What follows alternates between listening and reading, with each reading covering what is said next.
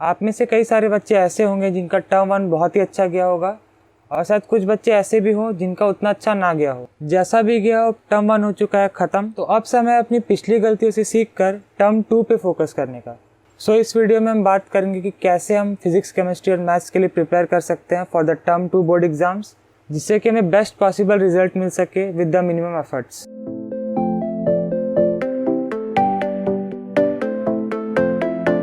जैसा कि मैंने पहले भी बोला था, ये वाला जो वीडियो है वो पूरी तरह से बोर्ड पे फोकस्ड रहेगा। तो इस वीडियो में मैं ज़्यादा जेई या नीट के बारे में बातें नहीं करूँगा। अगर आपको उनके ऊपर भी वीडियोस चाहिए तो आप मुझे कमेंट करके बता सकते हैं, मैं उन पर भी वीडियो बना दूंगा।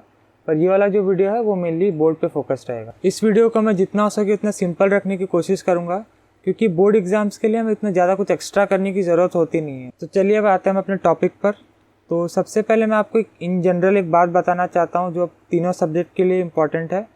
वो ये कि आप देखिए, आप चाहे जिस भी रिसोर्स से पढ़े, ठीक है, चाहे आप कोचिंग जाते हो या आपने प्राइवेट ट्यूशन्स लगा रखा हो या आप सेल्फ स्टडी करते हो, ठीक है, आप मेक श्योर कीजिए कि आप जो भी चैप्टर पढ़ रहे हैं आप साथ ही साथ उसके प्रॉपर नोट्स भी तैयार करते जाए, ठीक है, आपके हैंड रिटन नोट्स, ताकि जैसे ही आपका सिलेबस ख़त्म हो आपके पास इंटायर सिलेबस का एक खुद का नोट्स प्रिपेयर्ड हो, जिससे कि आप उसे रिवीजन कर सकें। Notes banana is very important, और वो भी अपने खुद के हैंड रिटन नोट्स। तो चलिए अब हम सब्जेक्ट वाइज देख लेते हैं कि हमें किस सब्जेक्ट में क्या करना है और कैसे करना है।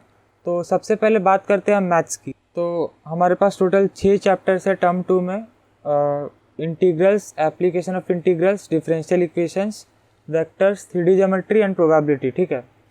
तो देखिए, सबसे पहले तो साफ सीधी बात, आपको एनसीईआरटी तो करनी ही है, ठीक है। बट दिक्कत क्या है कि आपकी जो पहले की 3 चैप्टर्स है उसके लिए सिर्फ एनसीईआरटी बिल्कुल भी सफिशिएंट नहीं है, ठीक है। तो इसको कवर अप करने के लिए आप या तो आर डी शर्मा या आर एस अग्रवाल, इन दोनों में से कोई भी बुक लीजिए और इन 3 चैप्टर्स के लिए सारे एक्सरसाइज के क्वेश्चन आप सॉल्व कर लीजिए, ठीक है।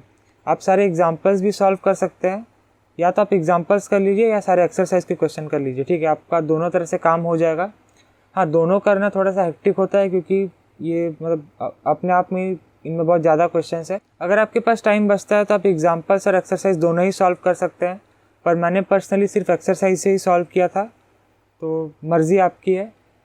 और एक बात, कुछ लोग जो है एनसीईआरटी का एग्जाम्पलर वाला बुक भी रेकमेंड करते हैं, पर मैंने उसे कभी पर्सनली यूज़ किया नहीं है, तो मैं उसे रेकमेंड भी नहीं करता। बाकी मर्ज़ी आपकी है, तीनों ही बुक बहुत ही अच्छे हैं, पर आप ट्राई कीजिए कि आप आर डी शर्मा या आर एस अग्रवाल को प्रेफर करें। तो अगर आप इतना कर लेंगे तो आपका जो कैलकुलस वाला पार्ट है, मतलब जो पहले के 3 चैप्टर्स, वो बिल्कुल प्रिपेयर हो जाएंगे। इसके बाद आता है आपका वेक्टर्स। तो वेक्टर्स के लिए एनसीईआरटी सफिशिएंट है। 3D ज्योमेट्री और प्रोबेबिलिटी के लिए भी एनसीईआरटी सफिशिएंट है, और प्रोबेबिलिटी के लिए खास करके जो उसका मिसलेनियस वाला पार्ट है उसे आप बहुत ही अच्छे से करें। जब मैं क्लास 12 में था तो मैंने एक बात एक्सपीरियंस की थी कि मुझे ऐसा लगा था कि जो प्रोबेबिलिटी के जो क्वेश्चंस है वो एनसीईआरटी में सफिशिएंट है नहीं, ठीक है, स्पेशली बेस थ्योरम के लिए। तो उसके लिए आप मतलब मैं रिकमेंड करूँगा कि आप आर डी शर्मा या आर एस अग्रवाल से कुछ क्वेश्चंस कर ले, ताकि आपको वो कॉन्सेप्ट और अच्छे से क्लियर हो जाए, ठीक है। तो अगर आप 10-20 क्वेश्चंस उसमें से कर लेंगे तो मुझे लगता है मोर देन इनफ होगा। तो चलिए अब बात करते हैं फिज़िक्स की। तो हमारे पास फिज़िक्स में ये सारे चैप्टर्स है, तो चलिए एक एक करके नहीं देखते हैं। तो जो हमारा पहला चैप्टर है इलेक्ट्रोमैग्नेटिक वेव्स, उसके लिए जो आपकी एनसीईआरटी की जो थ्योरी है वो काफ़ी ज़्यादा इंपॉर्टेंट है, और आपको इससे अच्छी थ्योरी शायद ही और कहीं और मिले आपके बोर्ड एग्ज़ाम्स के हिसाब से। आपको इस चैप्टर की थ्योरी के लिए और कहीं जाने की ज़रूरत नहीं है, इसमें जो थ्योरी है वो बिल्कुल सफिशिएंट है। तो आप उसे अच्छे से पढ़ें और उसके नोट्स बना लें। और जहाँ तक क्वेश्चन प्रैक्टिस की बात है, एनसीईआरटी में जितने भी क्वेश्चंस दिए हुए हैं एग्जाम्पल्स और बैक एक्सरसाइज में, वो पूरी तरह से सफिशिएंट है। और क्योंकि इसमें ज़्यादा कुछ न्यूमेरिकल एस्पेक्ट है नहीं इस चैप्टर का, तो इतने में आपका काम चल जाएगा। हाँ, इतना करने के बाद आप अगर प्रीवियस ईयर क्वेश्चंस भी देख लेंगे तो बहुत ही अच्छा होगा। तो नेक्स्ट चैप्टर है हमारा रे ऑप्टिक्स। तो फिज़िक्स में जितने भी चैप्टर्स हैं उनमें से सबसे ज़्यादा इंपॉर्टेंट है। इसी में से आपके सबसे ज़्यादा न्यूमेरिकल क्वेश्चंस बनने के चांसेस होते हैं, और इसी में आपका टाइम भी थोड़ा ज़्यादा जा रहा होगा, क्योंकि इसमें कई सारे कॉन्सेप्ट्स हैं। इस चैप्टर के लिए मैं आपको सजेस्ट करूंगा कि आप पहले पूरी एनसीईआरटी को एक बार पढ़ लीजिए। इस चैप्टर के लिए एक बार एनसीईआरटी को रीड करने के बाद आप किसी भी यूट्यूब चैनल पे चले जाइए। मैंने पर्सनली फिज़िक्स वाला से देखा था, तो आपको वहाँ पे एक प्लेलिस्ट मिल जाएगा, तो आप एक एक करके वीडियोज़ को देखना स्टार्ट कीजिए। आप अपने कॉन्सेप्ट को क्लियर कीजिए, ठीक है, कि जैसे अगर लेंस मेकर फार्मूला है तो कैसे उसको डिराइव किया जा रहा है, उसका क्वेश्चन में किस तरह से उसको यूज़ किया जा रहा है। आप ऐसे धीरे धीरे करके इस चैप्टर को समझिए, ठीक है। टाइम लेगा ये चैप्टर, आप उसे दीजिए टाइम अच्छे से, और आप देखिएगा आपको ये चैप्टर पूरी तरह से क्लियर होता जाएगा। आपको वहाँ पे जो भी न्यूमेरिकल कराया जा रहा है आप उसे अच्छे से कीजिए। आपको जो भी डेरिवेशन वगैरह कराया जा रहा है आप उसे अच्छे से कॉपी में नोट कीजिए, आप उसे समझिए। और जैसे ही आप एक टॉपिक सीख जाते हैं, आप क्या कीजिए, आप अपना कोई भी रेफरेंस बुक उठाइए या कोई भी अपना क्वेश्चन बैंक उठाइए और उसी टॉपिक के ऊपर आप उसमें से कुछ 5 या 10 क्वेश्चंस कर लीजिए, ठीक है, ताकि आपको कॉन्फिडेंस आ जाए। तो अब आप देखेंगे कि एनसीईआरटी में जितने भी मैक्सिमम क्वेश्चंस है आपने उस तरह के पहले ही कर रखे होंगे, और अगर आपको कोई भी क्वेश्चंस उसमें नया लगे तो आप उसे एक बार सॉल्व कर लीजिए, ठीक है। तो इतना करने के बाद यह चैप्टर आपका पूरी तरह से प्रिपेयर हो जाएगा, और बाद में अगर आप इसके प्रीवियस ईयर क्वेश्चंस को भी अगर कर लेंगे तो ज़्यादा अच्छा रहेगा आपके लिए। तो जो अगला चैप्टर है वेव ऑप्टिक्स, इसके लिए भी मैं आपको रे ऑप्टिक्स वाला प्रोसीजर ही फॉलो करने बोलूँगा, ठीक है। ये चैप्टर काफ़ी बच्चों को बहुत ज़्यादा कंफ्यूजिंग लगता है, तो थोड़ा इसे ध्यान से पढ़े। बाकी कुछ नहीं है, छोटा चैप्टर है और आपको पढ़ने में काफ़ी अच्छा भी लगेगा। बाकी के जितने भी चैप्टर्स हैं उनके लिए आप पूरी तरह से एनसीईआरटी पे रिलाई कर सकते हैं। एनसीईआरटी की थ्योरी काफ़ी अच्छी है इन चैप्टर्स के लिए, तो आप उसे पढ़ें, आप उसके नोट्स बनाएं, और जितने भी एग्जांपल्स और एक्सरसाइज के जितने भी क्वेश्चंस हैं आप उन्हें कर लीजिए, ठीक है।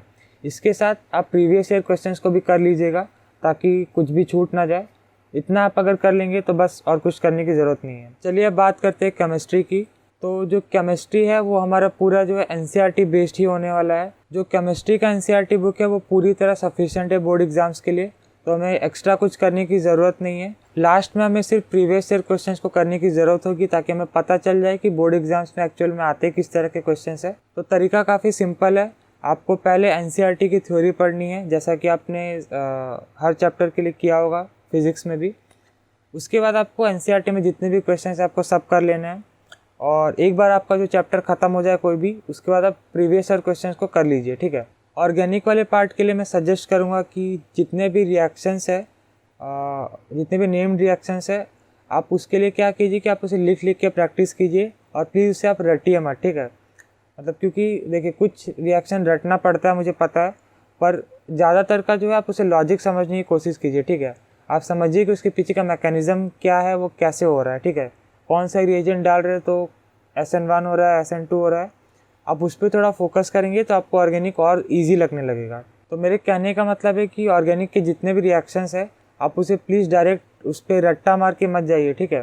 क्योंकि अगर एग्ज़ाम में उसमें थोड़ा सा भी चेंज कर दिया गया तो क्वेश्चन पूरी तरह से आपसे गलत सॉल्व हो जाएगा। और साथ ही जो कन्वर्जेंस वाले क्वेश्चंस आते हैं आप उससे अच्छे से प्रैक्टिस करके जाइए। और अगर आपको नेम्ड रिएक्शंस याद करने में दिक्कत आती है तो आप एक काम कीजिए, आप एक पेज में जितने भी नेम्ड रिएक्शंस है आप सारे को लिख लीजिए और अपने दीवार पे पेस्ट कर दीजिए। मुझे पता है ये काफ़ी घिसा पिटा तरीका है, पर मैंने पर्सनली यही यूज़ किया था, तो मैं आपको भी यही सजेस्ट करूँगा। मैं फिर एक बार कहूँगा कि केमिस्ट्री पढ़ने के लिए एनसीईआरटी से अच्छा कोई सोर्स नहीं है, तो आप प्लीज़ एनसीईआरटी को अच्छे से पढ़ कर जाएँ। अगर आप कॉम्पिटिटिव एग्ज़ाम्स की बात भी करें जैसे कि जेईई और नीट, तो उसमें भी जो इनऑर्गेनिक और ऑर्गेनिक पढ़ने के लिए सबसे अच्छा सोर्स माना जाता है तो वो एनसीईआरटी ही है, ठीक है। तो बाकी आप समझदार हैं। फरवरी के मिड तक आप अपने कोर्स को ख़त्म करने का टारगेट रखिए।